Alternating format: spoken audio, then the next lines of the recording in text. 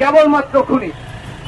হাসিনার পরিচয় দুইটা পরিচয় আছে, আমরা চিহ্নিত করার জন্য তাকে হাসিনা ডাকতে পারি, আর অন্য পরিচয় হলো কেবলমাত্র খুনি।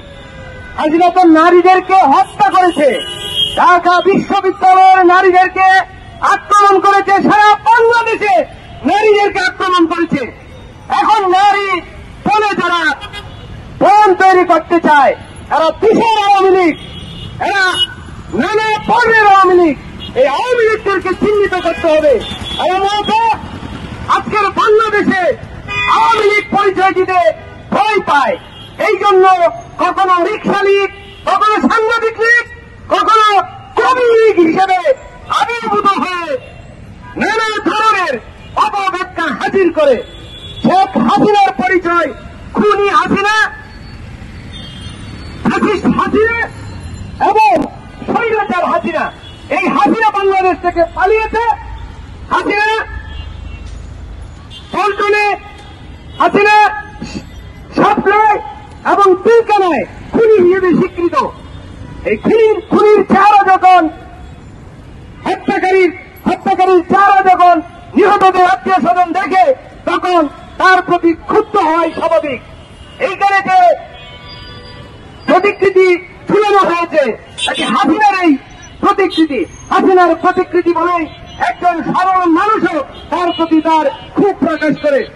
যে সকল সাংবাদিক, যে সকল কবি এবং যে সকল অন্যান্য মানুষ এই মিথ্যা বয়ান করে, তাদেরকে চিহ্নিত করে আমরা আমাদের স্বার্থমতো জবাবদিহি করতে বাধ্য করব। হাসিনার পরিচয় নারীরা এবং হাসিনার পরিচয় মানুষেরা। হাসিনা যদি মানুষ হতো তাহলে দেশের জনসাধারণকে নির্মমভাবে হত্যা করতে পারত না, এরকম নির্মম হত্যাকাণ্ড চালিয়ে যেতে পারত না। সুতরাং আপনারা সুচারুভাবে হাসিনাকে হাসিনা পরিচয় এবং খুনি পরিচয় হিসেবে চিহ্নিত করবেন। আমরা আমাদের মা, বোন, খালা, চাচা, ফুপুকে অবশ্যই সম্মান করি। বাংলাদেশের প্রত্যেকের নারীদেরকে সম্মান করে। হাসিনাকে সম্মানের কোন জায়গা নাই। খুনি হিসেবে থেকে আমরা ঘৃণা করি, সকলেই ঘৃণা করে। আমরা হাসিনার ফাঁসি দাবি করে জাগ্রত জুলাইকে অভিনন্দন জানিয়ে প্রতিকৃতিকে নারী বলে মনে হয়েছে, তাদের চোখের ক্ষতি পাওয়ানোর জন্য আমরা এখন ব্যাখ্যা দিয়ে দিয়েছি। আমরা কল করবো লিখে দিয়েছি। জুলাইয়ের পিছাচি নিয়ে পিলখানার রাক্ষসী মাদ্রাস মাফিয়া মেনশন করে দিয়েছি। এরপরে যদি কোন ফেরত মিডিয়া বলতে চান এই প্রতিকৃতি নারীর প্রতিকৃতি, এগুলো তাহলে আমরা তাদের সম্পর্কে কি বলবো আর জাতি কি বলবো এনে দেখা দরকার। সম্মানিত, আপনারা যে উদ্দেশ্যে এখানে এসেছেন আপনারা ভালো করেই জানেন।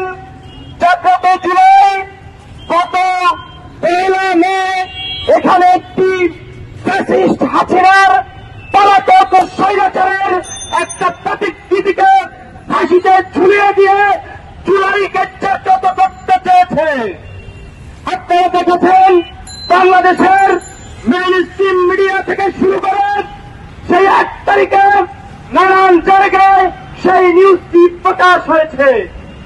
একটি কুচক্রী মহল, একটি পলাতক শক্তি, প্রতিটা ফ্যাসিস্ট হাসিনার দোসর সাংবাদিকের নামে ফ্যাসিস্টের পদগ্রহণকারী, তারা দেশের মেয়ে এই নিউজটিকে হেফাজত ইসলামের যে প্রোগ্রাম ছিল সেখান থেকে যারা এই পথে হেঁটে যাচ্ছিলেন তারা দেখেই বুঝেছিল এটা সেই খুনি, যেই খুনি এই দিনে 2013-তে সভ্য চত্বরে লাইট বন্ধ করে জনতার উপরে হাজার হাজার লক্ষ লক্ষ বুলেট নিক্ষেপ করে শত শত মুসলিম ভাইদের রক্ত কেড়ে নিয়ে তাদেরকে শাহাদাতে বরণ করিয়েছিল। তারা ওই চেহারাতে যখন দেখেছে তারা সেই বিচারের দাবিতে ওটার উপরে ছুটো নিক্ষেপ করেছে, তার হৃদয়ের সকল ঘৃণা একত্রিত করে ওটাকে ঘিরে ধরে ছুঁড়ে মেরেছে। সেটাকে আজকের ষড়যন্ত্র করে বলা হচ্ছে এটা একটি নারীর প্রতি অবমাননা। হাস্যকর, খুনি কখনো নারী হয় না। খুনিকে নারী বলে মূলত আপনি নারীকে অপমান করছে। যারা বলছেন এই ফ্যাসিস্ট স্বৈরাচার হাসিনা নারী, আমি বলবো তার বাংলাদেশের নারীকে অপমান করেছেন, আপনাদের তার দায় বিচার হওয়া উচিত। আজকের আমরা জাগ্রত জুলাইয়ের এই মঞ্চ থেকে স্পষ্ট ঘোষণা দিতে চাই, আপনারা যদি ভুলে যান জুলাই আমাদের লাখো মানুষ রক্ত দেখেছি, কোটি মানুষ প্রতিবাদ করে এই স্বৈরাচারকে দেশ থেকে হটাতে বাধ্য করেছি। তারা আজকের ঘুমিয়ে পড়েছে, তারা দল করেছে, তারা সংগঠন করেছে, তারা তাদের জায়গায় চলে গেছে।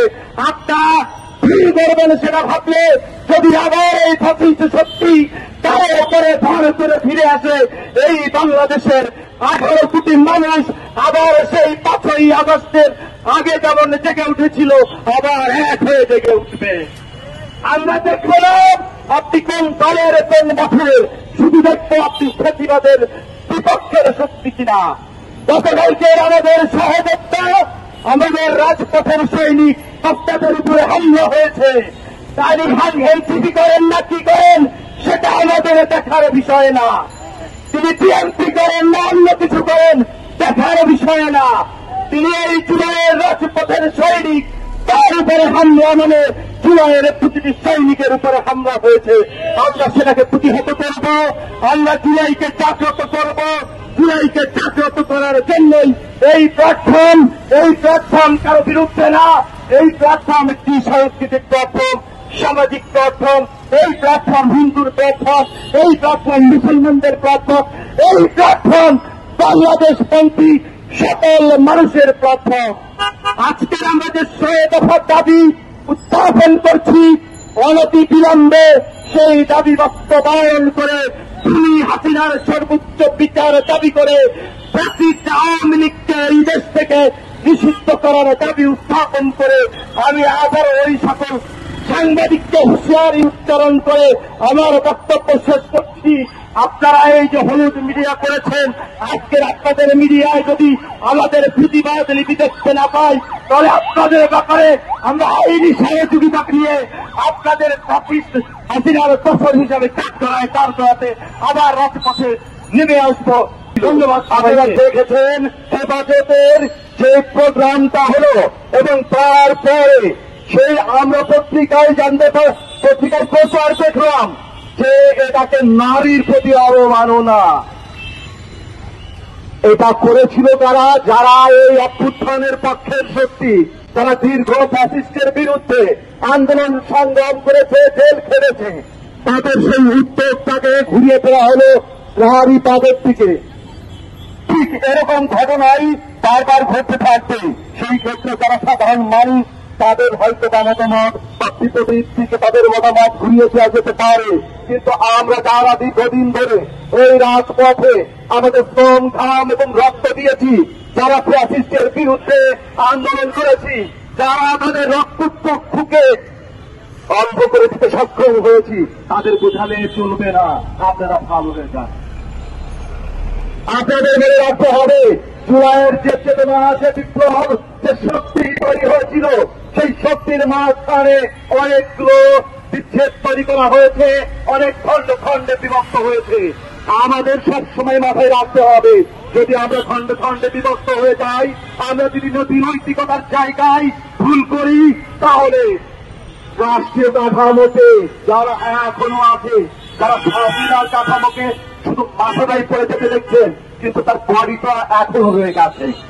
একটু আগে আমার ভাই আবিদ আজম বলেছে যে আমরা কিন্তু কোন আমলাকে পালিয়ে যেতে দেখিনি। আপনারা খেয়াল করবেন বিগত 16-17 বছরে রাষ্ট্রযন্ত্রে সরকারে হয়তো বা হাসিনা ছিল, হয়তো তারা ভারতের প্রেসক্রিপশনে রাষ্ট্র চালিয়েছে, কিন্তু সেই জায়গায় আসলে মূলত রাষ্ট্র চালিয়েছে আমরা নাই। আমি বলেছিলাম 14, 18 এবং 24-এর নির্বাচনে যেসব আমলারা বসেছিল, যেসব পিসিএসপি জেলাগুলোতে আওয়ামী লীগের সভাপতি সেক্রেটারি দায়িত্ব পালন করেছে, তাদের অবশ্যই শাস্তির আওতায় আনতে হবে। সেগুলো না করাতে আমাদের শক্তি কিন্তু এখন স্তীমিত হয়ে যাচ্ছে। এগুলো খেয়াল করে এটার বিরুদ্ধে দাঁড়ানোর সময় এসেছে। ধন্যবাদ। আমরা স্পষ্ট ভাষায় বলে দিতে চাই, আমরা গত কয়েকদিন ধরে আওয়ামী লীগের একটি ক্যাম্পেইন দেখতে পাচ্ছি। ঢাকা বিশ্ববিদ্যালয় সহ বিভিন্ন জায়গাতে আমাদের জুলাইতে যে নারীরা অগ্রণী ভূমিকা রেখেছিল, বাংলাদেশের মতো একটি মুসলিম রাষ্ট্রে নারীরা সরাসরি ফাইট করে ফ্যাসিবাদের পতন ঘটিয়েছে। পৃথিবীতে এই ধরনের ঘটনা খুবই কম ঘটেছে, যেখানে নারীরা কাঁধে লাশ নিয়েছে, যেখানে নারীরা নিজেরা সরাসরি ফাইট করেছে, যেখানে নারীরা সরাসরি শহীদ হয়েছে। সেই আন্দোলন নারীদেরকে বিতর্কিত করার জন্য সেই নারীদের ছবি বিভিন্ন ওয়েবসাইটে কিন্তু আওয়ামী লীগের নেতাকর্মীরা কিন্তু বিদেশ থেকে ছড়িয়ে দিচ্ছে, আমরা এটা দেখতে পাচ্ছি। কিন্তু সরকারের পক্ষ থেকে এখন পর্যন্ত কোনো স্টেপ কিন্তু আমরা নিজে দেখি নাই। আমরা সরকারকে স্পষ্ট ভাষায় বলে দিতে চাই, আমাদের জুলাই আন্দোলনে যে সকল নারীরা অবদান রেখেছে, যে সকল নারীরা আন্দোলন করেছে, তাদের প্রোটেকশন দেওয়া এই সরকারের অন্যতম জরুরি কর্তব্য। আমরা দেখতে পাই বিভিন্ন সময়ে এই আন্দোলনকে বিতর্কিত করার জন্য অপসংবাদিকতা করা হয়। আমরা আগস্টের 3 তারিখে দেখেছি সাংবাদিকের নামে বিভিন্ন খুনিরা তারা শেখ হাসিনাকে গিয়ে বলেছে ছাত্রদের মেরে সাফ করে দেন, এদেরকে আগামী 24 ঘন্টা তারা যদি এভাবে নষ্ট থাকেন তখন আন্দোলন বন্ধ হয়ে যাবে। সে ধরনের আমরা দেখতে পাই এখনো পর্যন্ত এখানে গতকাল যে ঘটনাটি ঘটেছে, ছাত্র জনতা কিংবা যে উৎসব জনতা তারা কিন্তু খুনি হাসিনাকে তারা কিন্তু জুতাচোরা করেছে।